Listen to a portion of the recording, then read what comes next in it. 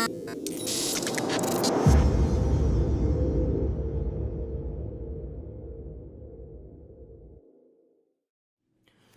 everyone, this is International Master Alex Ostrovskiy recording for ChessLessons.com, bringing you another installment of our daily serious tactic snacks.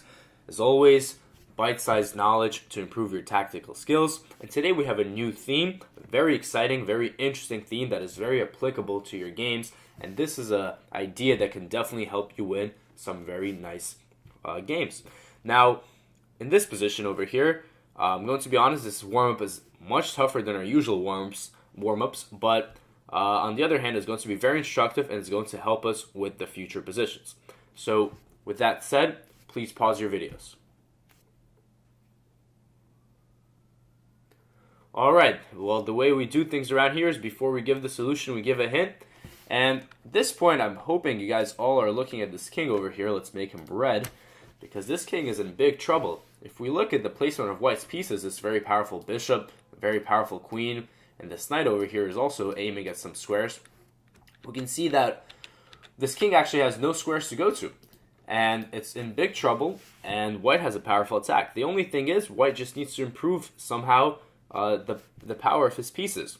It seems like the bishop, knight, queen that we mentioned, they're pretty strong. We just need to add some more wood to the fire and mate black. So the hint is we need to find a way to bring more pieces into the attack. And with that hint, you can pause the video again and see what you got. Alright, well, let's look at the solution. First things first, before we look at the right answer, I'd like to mention, if you were considering the move bishop h8, well, it's true this move wins some material. You trade this bishop for the rook. But in this position, this bishop is actually much stronger than this rook here. The bishop has this beautiful diagonal. It restricts the black king. And this rook here, it's not doing anything at all. It's not developed. It's not participating in the battle. So no reason to swap it off. And instead, another move that is commonly thought of to be the right move here is this move queen f7. But if you thought about the hint was you got to bring more pieces into the attack.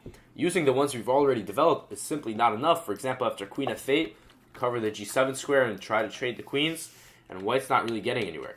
But if you said the right move was the move h4, then you get full marks. Double exclaim for this move. What is the idea? Let's say black plays a move like d6, trying to develop the bishop. Now white delivers a beautiful checkmate with queen g5, sacrificing the queen. Pawn takes g5, and a double check leading to checkmate. The rook and the pawn both attack the black king. This move h4, very, very nice way to bring in a secret attacker, so to speak. This rook in h1, very hard to believe it could be part of the attack, but after h4, exactly what happens. The only way to stop this checkmate here is to play bishop takes h4, and after the simple king f1, the rook is obviously very, very powerful, x-raying this bishop on pinning rather this bishop on h4, attacking the king, and after knight f3, black is completely lost. So today, actually, the topic is, I like to call it the lazy rook. So this rook in h1 here, that becomes the hero of the day, that allows us to deliver this beautiful checkmate here with h takes g5, sacrificing the queen, didn't even have to do anything. All it did was just stay in h1, and with the advance of the h4 pawn, suddenly it became such a strong piece. So it's like a lazy rook, very lucky rook here. And to digress slightly, in the Dragon, which is a very popular opening in the Sicilian, we often see ideas of playing h4, h5, and the lazy rook gets activated. So let's see how else we can, what other instances we can find this lazy rook in. Okay, we're moving on to our second position of the day. Now, well, bears some similarities to the previous position. Again, white is the one with an attack going, and your job is to find the way to cash in. So please pause your videos. Alright, well, we already have a pretty big hint. We're learning about this lazy rook over here, so you can probably keep an eye on this rook in h1. What's a way to activate it? And, well, there's a number of tempting options here, to be frank. And, well, we basically need to find a way to break through on this open h-file. With that hint in mind, admittedly not much more than we already knew, I invite you to pause the video yet again. Alright, it's time for the solution. I must say, this problem is very, very nice. Now, one move you may consider is g6. Spoiler, not the right move.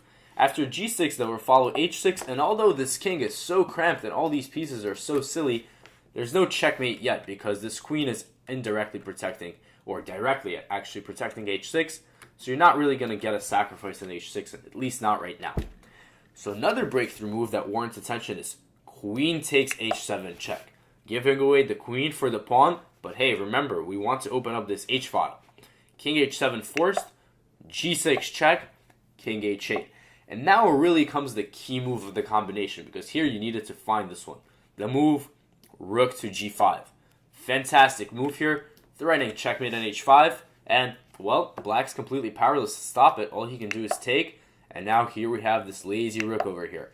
The trade on g5, and all of a sudden the hero delivers checkmate. Meanwhile, we saw the queen and the rook perish, but this guy on h1, he's just chilling, laid back, and delivers the final blow. Now, like I said, this move, rook g5, is very key because you may also have been considering a move like h5, but the problem with h5 is that it's much slower than rook g5, definitely not as fast. And furthermore, we're pretty far away from a checkmating threat because even after h6, black can just take and perhaps sacrifice the queen, keeping in mind that he is up a full piece. But of course, rook g5 here, fantastic way to win the game. Rook h5 can be stopped, take it, and the rook on h1. The lazy rook strikes again, and now we can move on to our third and final. Okay, another very similar situation to the previous two games. Again, we see white on the attacking side, and well, not much more to say than that for now. Please pause your videos and try to solve the position. Okay, well, again, it's going to sound like a broken record, but in this position, we have black with a material dominance. These pawns over here are just rolling down the board, and white needs to make something happen quick here with his attack. Now, we have, of course, very strong pressure against this king over here. We have these dark squares, and we also have this rook in h4. So not as lazy as the rook in h1 that we've seen before, but, well, there's going to be potential for this rook to be lazy as well. Now, it all comes down to, just as the previous position, we need to find an effective way to barge down the h-file. Some of you may notice if we can somehow get this rook to h8, that would simply be mate. So, just some food for thought. Now we can pause the video and move on.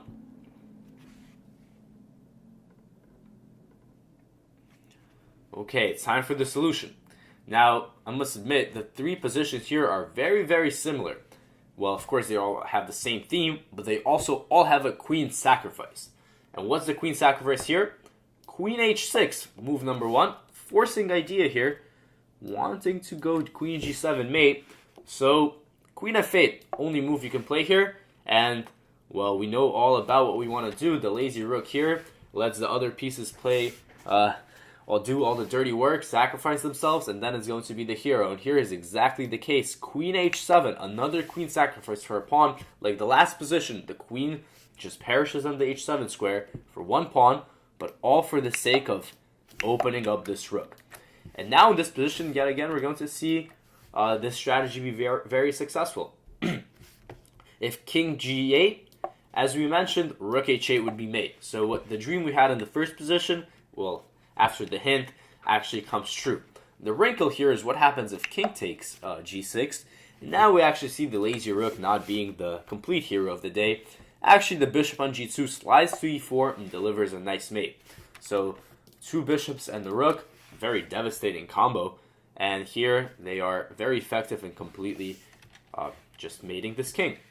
Now, let's recap yet again, going to the first position, queen h6, threatening g7 mate.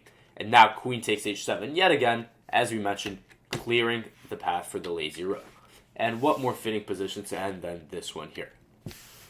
Okay, I hope you enjoyed today's installment of Tactic Snacks. This lazy rook idea is very common, very effective, a very nice way to activate your rook. In fact, there's many other instances that I haven't showed today where this plan works very well. And perhaps in the future we will see these ideas. But for now, thank you for watching.